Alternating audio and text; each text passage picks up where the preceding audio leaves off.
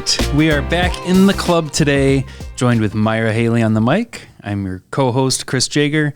And in the studio, we have Kelsey Finn, Vice President of Strategic Initiatives from Compass Group. Welcome, Kelsey. Thanks. It's great to be here. Yes. So happy to have you with us. We're just going to get right into it. So, Kelsey, we know that you have a great history within the collegiate market or in higher education. So as we get started, let's talk about what motivated you to kind of pursue this career. How, when you think about your early years in higher education, like how has that kind of paved or shaped the road that you're on?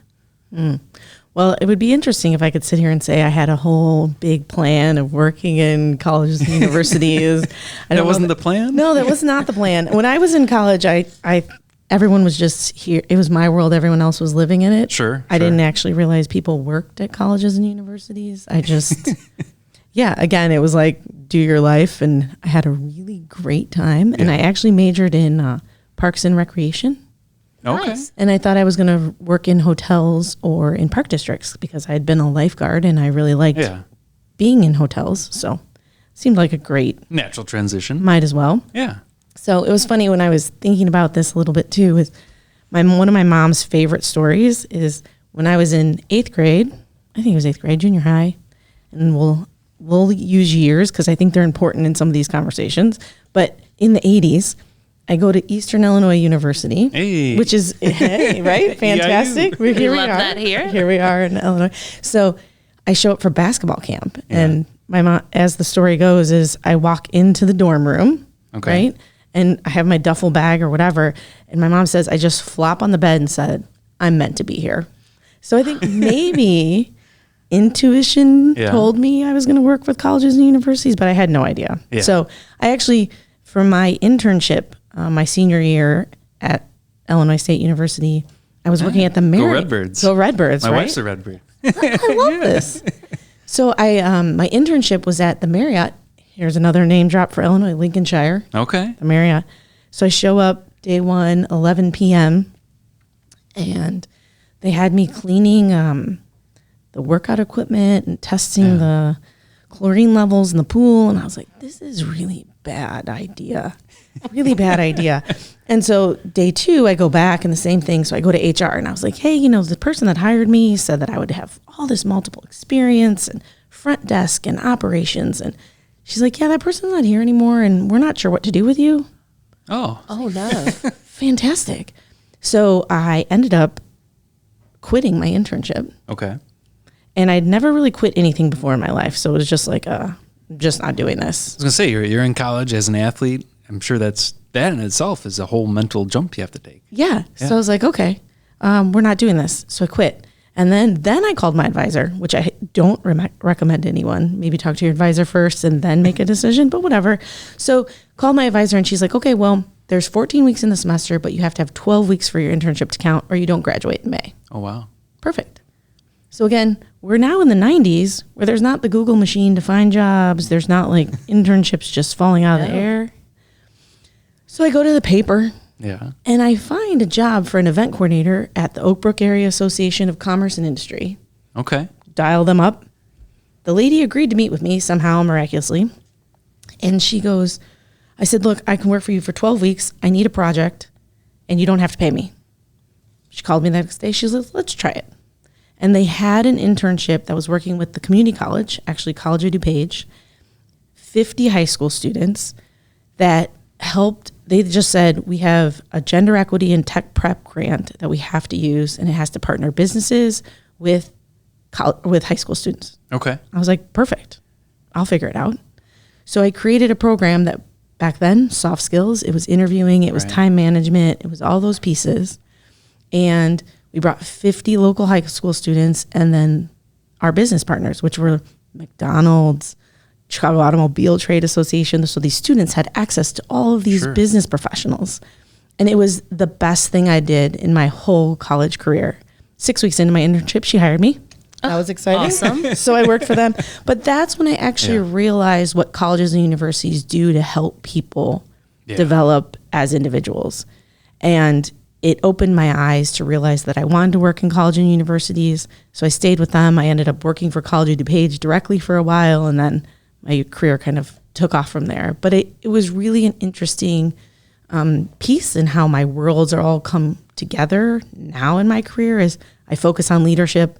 I focus on the impact of business partners in higher ed together. And it really all started with this internship that I magically found in a newspaper. I love that. I mean, that is such a story of finding your way and finding that inspirational moment and that aha moment, if you will, and really setting the stage for a career of 2 decades now in higher education. That's outstanding. Yeah.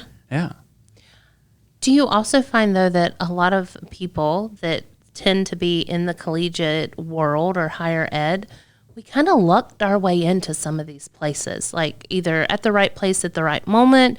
Like we always had this thought process of, hey, I want to do something great, or I want to help people, I want to facilitate things. But a lot of people I run into, it was, oh, I showed up to this interview process in college and here I am now, like not my track. I do just find that to be so interesting with speaking with people in higher education. Like I feel like we've all found the place we belong, but it was not necessarily the road we were on. Yeah, that's totally accurate. I think maybe as a faculty person, maybe you have more of a road, but Sure. especially when you're talking about the administrative side of universities, everyone's like, by chance. Yeah. I mean, This is where I ended up. Yes. even from myself here at Club Colors and working with higher education on the other side of it, I had no idea this industry even existed when I was in college. And similar to this story, I had that aha moment and found this space, and it's been very rewarding to work hand in hand with higher education to help them accomplish these goals. Yeah. Isn't that amazing though? Yeah. Think about it. We're impacting students' lives from 18 to 24 or beyond even, right? And they don't even realize they're being impacted. No idea. But they know when they're not getting their needs met. Yeah. So I think that's a very interesting place of these services are being provided. They're necessary, but they don't really, our clients, the clients' clients, don't even really know what's happening to them Sure. until their needs aren't being met or until they find a way and they're like, oh, this is a great opportunity. But it's super interesting. It's such a unique thing to understand, but you're so right. Like, I worked on college campuses for 20 years. I had a great environment at every campus I worked at. I was involved with students. I was involved with administration, with faculty.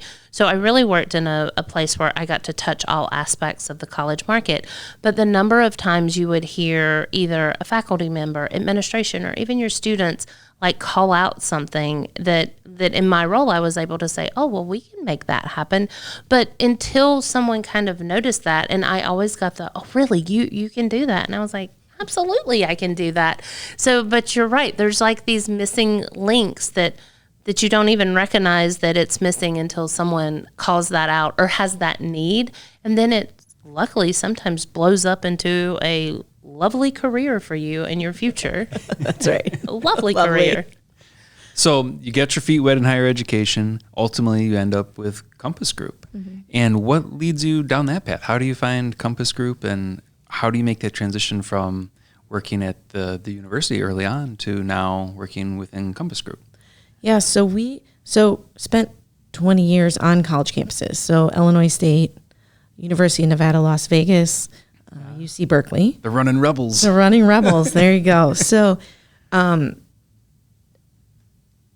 really spent all of my time on college campuses in auxiliary services. So in student affairs, but really thinking about corporate partners. How are we bringing services from food service to bookstores to parking and transportation to conference services? I mean, Aux Services does a lot on a campus. All the things. Everything. Yes. Everything. Sometimes I like to say we're like the junk drawer on campus. If no one wants to That's do a it or great you don't know where to analogy. put it, it goes in the junk drawer. And then you make it happen. That is brilliant and so true. Right. I've always worked in auxiliary services as well. And yeah, I always tell people when I'm asked, I was like, if it's academic, we don't really touch it, but everything else is fair game. But even some of the academic success programs kind of end up in the junk drawer, as you call it. Because they're just people who get stuff done. Yes. Right? It's like you want something to get done, someone in auxiliary services will make it happen. Absolutely. For sure. So, I was a volunteer for many professional associations, ACUHOI, ASDI, NACUS, et cetera. And I actually was the NACUS West Board president. Okay. And at the time, the CEO had stepped down, or they had the CEO position at NACUS opened. And people were like, hey, would you want to consider running the association? I was like, that actually sounds amazing, because for so many years I moved from university to university to build new buildings, to build the teams that went with the buildings, to build the new services. And it was like, one point we're like, are we going to keep moving around the country to get new jobs? And it was like, this was a way to impact the industry in one role. So I went from UC Berkeley to the CEO of NACUS and spent 6 years at NACUS. And it was a wonderful opportunity for me to be able to influence and impact the industry of auxiliary services and think about higher ed as a whole. Right. One thing I knew about myself is that I always had this vision of working in all the sectors that support higher ed. So working on the campus, working in the association, and then what would it be like to work on the corporate side? Because I could now sit in a place that it's like, well, when I sat in your seat, or when I was in that role, and you can really, put yourself in other people's shoes because you can really advise. That's right. Because you've been there. Yeah. So went to NACUS, and I actually got a call from a colleague of mine that we worked together at UC Berkeley, and he was like, I know that you want to do corporate at some point. We have a role at the University of Michigan. It's for a company called Learfield. I don't know if you've Oh, no, never heard of that. There you go. We're not familiar at all. So they're like, hey, we re-signed our multimedia rights deal. Yeah. We need someone, and they are really thinking about campus as a whole, the student experience, the student athlete experience. We can't think of anyone better to think about the student experience and athletics and how you bring it all together. And I was like, okay. I wasn't sure. I wasn't looking. I wasn't ready to leave NACUS, but we'd gotten through the pandemic, Yeah. They just kept, this is a great opportunity. I was like, you know what? Why not? So I left NACUS and went to University of Michigan, ran the multimedia rights there with Learfield, and it was eye-opening and fantastic all at the same time. And you talk about brands in higher education. What a powerful brand you have in Michigan to then operate within. Yeah, that's right. Yeah. I didn't, having worked at some universities, and I have decent amount of loyalty to the universities I went to and I worked at. But yeah, being at Michigan, it's like a whole nother level of brand and commitment and go blue. I was going to say, the maize and blue. And history. I mean, that's the thing, that the history and the loyalty, not just the people that attended or worked there, but even within the state, families, those are the things. And and then protecting the brand. I mean, today we toured we toured your facilities here, and the brand and the trademark and how you protect it and value it. I mean, Michigan had kind of this next level of brand standards and brand integrity and how it worked and what they did. And so that was fascinating. And while I was there, again, wasn't looking, but Compass Group, and actually a good friend of mine at Chartwell's called, and she's like, we didn't know that you were open for other opportunities. Yeah. We thought you'd be at NACUS forever. So now we need to have a conversation. And it was just like, hey, we're looking at these ambassador strategic type roles that focus on industries and really think about the industry as a whole, where it's headed and how we can show up as better partners. Can we provide better services? And it was just speaking to all of the pieces that I love. It's higher education. It's how are we impacting the leadership in higher education, the partnerships in higher education, and just doing it better. So that's how I ended up at Compass. And I get to do that. That's amazing. I mean, that is the quintessential path to finding the right spot for you. And when you find that spot that speaks your language and you can check all those boxes, what a wonderful journey that you've been on to find that point. Yeah, and I think one thing that people don't talk about is, when you leave jobs when you're in a great space, right? Learfield was an amazing opportunity for me. In Michigan, the people there were fantastic, all of the pieces. But when I really thought about how I wanted to spend my time related to higher ed, it was more than one campus. It was at a broader conversation. And so really to sit down with them and have to say, I think this might be a dream job. So, I got to do it. Yeah. It's a very interesting conversation. Absolutely. Yeah. Leaving has been the hardest thing for every position. I've got to work at Georgia Tech. I've got to work at the University of Maryland. And I think leaving, and you're doing the right thing for you, like it's your dream job. Again, now I get to impact all the campuses, not just one campus. And so I'm with you in the fact of like leaving these spaces that you love, but knowing that you're getting to move into this opportunity, like it still weighs with you. But I'm sure, like me, you still have great connections at Michigan and these other campuses. Like some of these people I call family at the campuses I've worked at. For sure. Yeah. All still connected. We still talk on a regular basis, texting all the time. They got their, at Michigan, they got their championship rings. Oh, yeah. And I was like, wow, maybe I do wish I want a championship ring.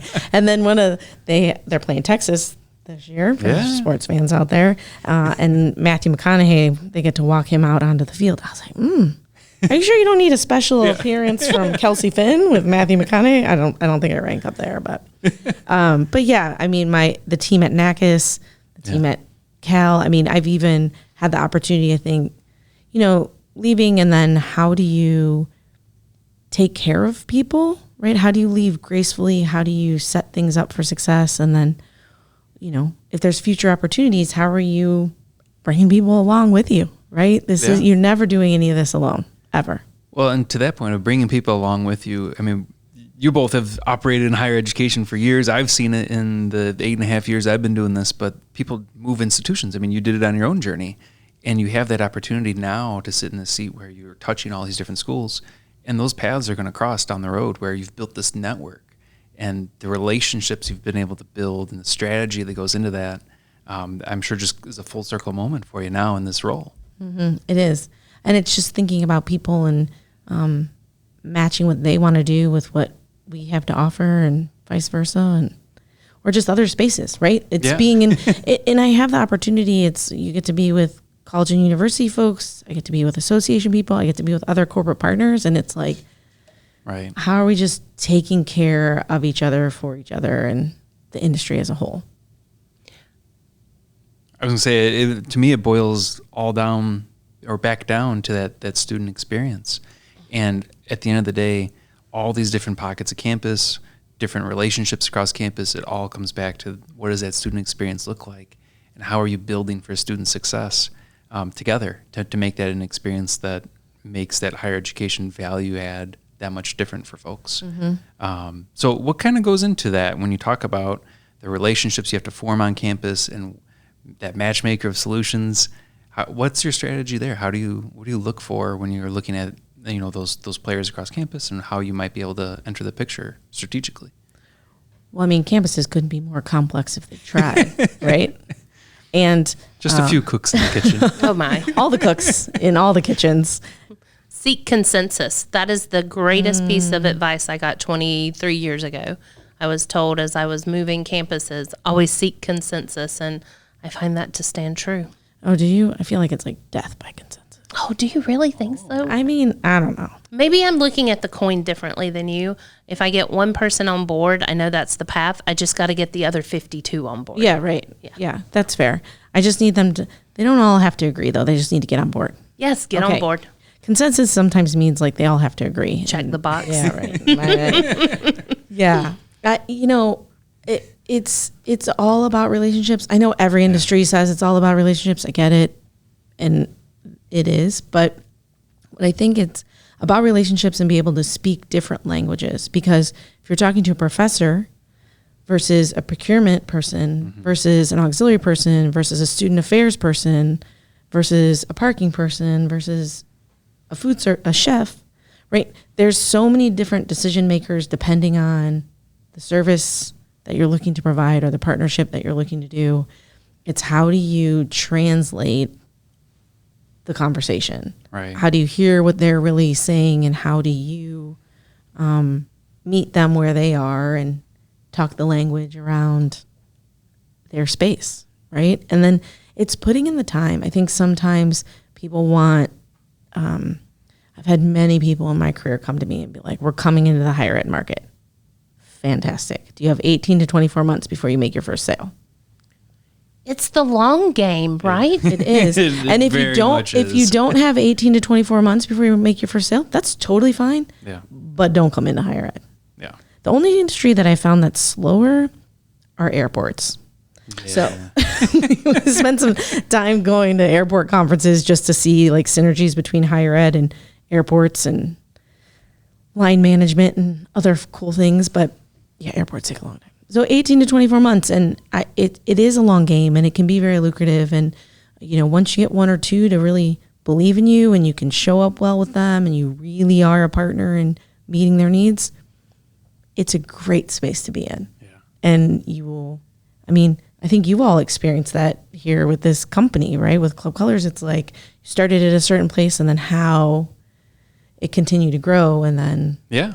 I mean, to me, it goes back to we walk through the hallway with the core values, and one of them for us is level up. And every single year, we look for ways to level up our organization, level up our services, and find those ways that you can evolve. And what those services look like to campus. and assuming you do that by talking to people, you don't just make it up, Exactly. right? But it comes back to those relationships, Yeah, though. right. And you're in these real conversations with leadership on campus, and you're hearing the real problems that they're trying to address on campus, what they're trying to navigate as a community, what they're trying to drive for retention, and all these conversations that happen, and really just coming up with business solutions then that help them achieve the goals that they want to achieve. Well, and I think bringing them along with you, Yes. right? So sometimes I think campuses will give suggestions or they won't or whatever, and then maybe a company will make some changes or a partner association, but then they don't actually they don't really talk about why they made the changes and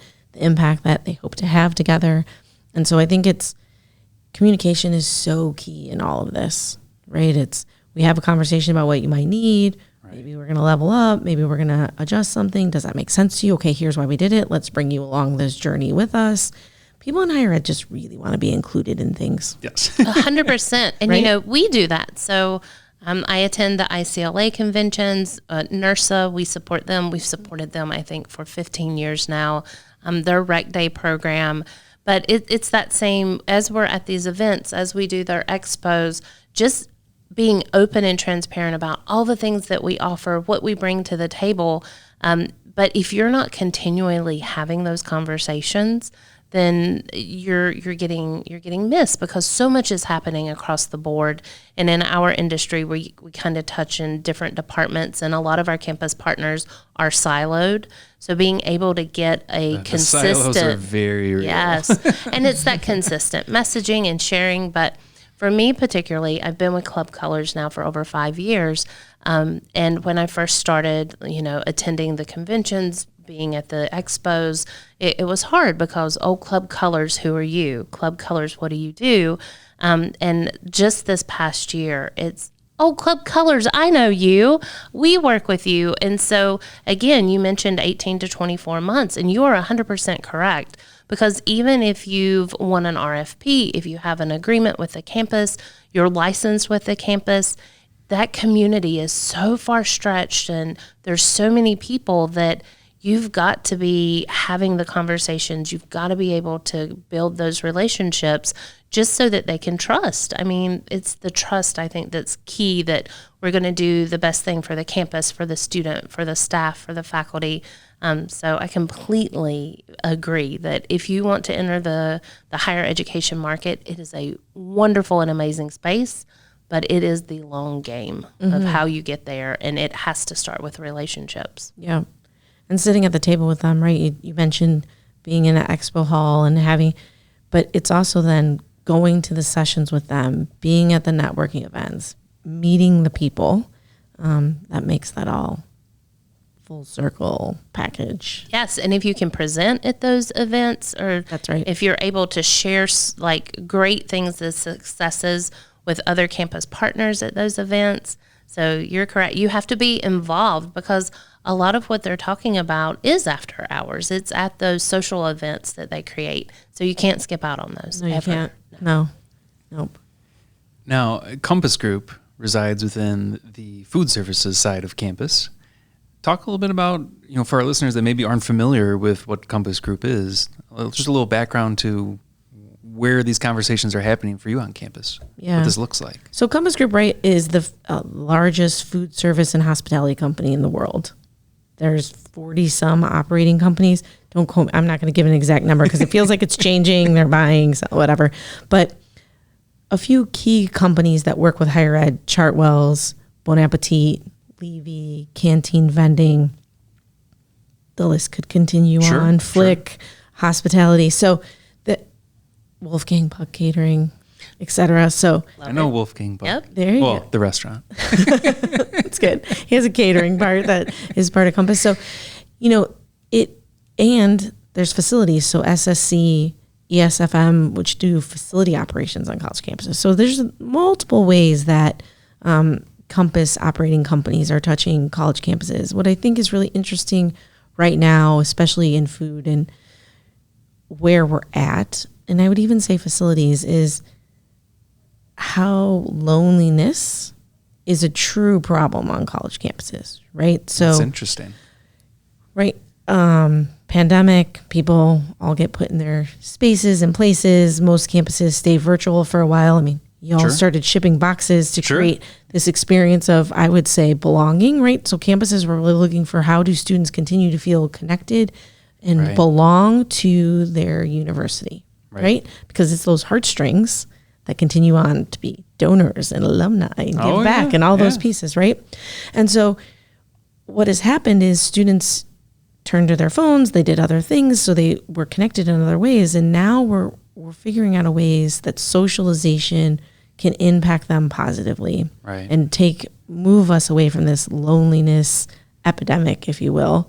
And that's where our focus is. How are we creating spaces that create community? How are we creating spaces where people feel safe, welcomed? And you're talking physical spaces. Physical spaces, I love it. right? Yeah. So it's physical space. I mean, you're doing that in corporate settings of people coming back to work. It's like, how do you create a place where everyone wants to have their lunch together versus sit in their individual spaces? Same thing on college campuses. You have places where you're studying, you're taking even some of your classes online, looking at a computer. So how do you create spaces that they want to be in and they want to socialize? And how are they flexible? Because maybe 4 people want to sit together, maybe 10 people want to sit together, maybe you want to be on comfy chairs, maybe you want to be at a table, right? So it's very important that you're thinking about this whole, maybe you want a place that has headphones so that you're not sensory overloaded with what's happening around you, but you want to still be in space with other people. So we're really thinking about all of those different components while serving good food, right? So how are you nourished? How do you have the food that you need when you need it that you're actually going to eat? Right. I mean, this is fascinating. So you're building out these spaces. You're trying to find a way to make people feel included, belonging, driving that feeling of connectivity while also serving good food. I think that was my favorite part of what you just said. That's a whole nother part of the animal that you're navigating is serving quality food. And at the end of the day, that is, I think, a pivotal moment for the space. You want to have good food, have the ability to break bread together, and have that moment where you're connecting with your peers. So I love that. That is super fascinating. And when you think about food, a lot of times you think about people are like, well, international students. So you need to bring, international food based on where students are coming from in their homes to college campuses so that they feel they have authentic food. It feels like home, right? It's comforting, which we're doing. But what also is interesting is even people moving within the United States and going to different places. So I was on a campus the other day and they were talking, they're like, we want to create like regional type foods. Like people that live in the DMV, for those of you that don't know the DMV, DC, Maryland, and Virginia, which I recently learned Myra about. knows the DMV. I know that. I live there. Did they ask for crab? Right. In Old Bay. Right. So, but it's like we think about international students and how we cater them. But how are we thinking about students that maybe are moving regionally? And if we're a campus that attracts folks from certain regions, it's like, how do you just make this feel like home? Yeah. And letting students bring recipes from home to the chefs and working with the chefs to bring amazing. Recipes that it's like once a week, hey, this student was picked and they work with our chef and they get to order the food and they get to help and make sure it tastes the way they want it to taste. And then This is like mind, body, spirit. it is. Because if you've got this environment, this safe space, this inclusivity, your chef's making your mom's recipe, I mean, that makes you feel like such a different person. Like you feel energized, you feel engaged, you feel cared for. That's right. Which is amazing. And I mean, that's what we all just want to be seen, right? As human beings, you want to be able to be seen and you want to feel cared for and safe. And if we can do that, it's magic. And we talk about that with students a lot. One thing that I'm spending more time talking about, and we actually did a research project with, we have a research company, E15, on how staff are feeling on college campuses. And what I think is really interesting is, I mean, I'm sure you've been this way, Myra, in your career of, it's all about the student experience. We've said student experience 50 times. I don't know if it's a drinking game. Good luck out there, everyone. But, right, so we talk about the student experience, but we're really in a phase of how are we also talking about the staff experience.